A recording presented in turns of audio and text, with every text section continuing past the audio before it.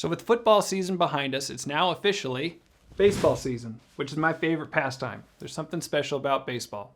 But anyways, it got me thinking about the phrase hitting a home run and how it's used with any sort of successful negotiation in business.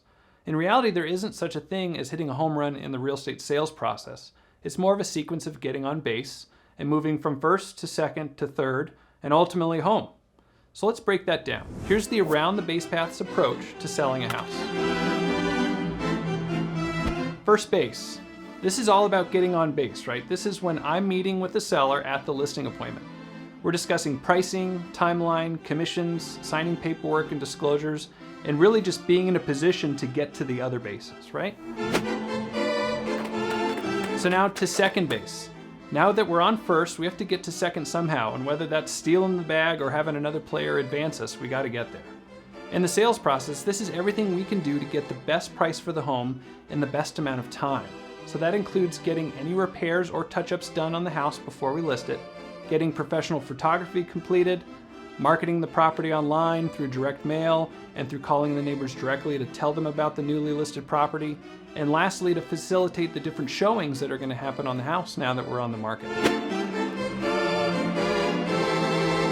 So third base, we're halfway home, right? We're standing on second, we're trying to get to third. I'd consider the path from second to third is really the negotiation of the offer that we've received to the best terms possible for the seller while still retaining the buyer's interest. We have to negotiate between the two, right? So these negotiations are not just about price, but it's also about the length of the escrow, additional concessions and inspections a buyer may ask for, and also about possession of the home at or after the close of escrow. This is where we button everything up as best as we can to relieve the seller of any stress and all the moving parts that we have to work with. Coming home. This is it, right? We got to get home. So we've made it all the way to this point, and now we're just 90 feet away to make it home. This is where escrow has been opened and everything has been agreed to.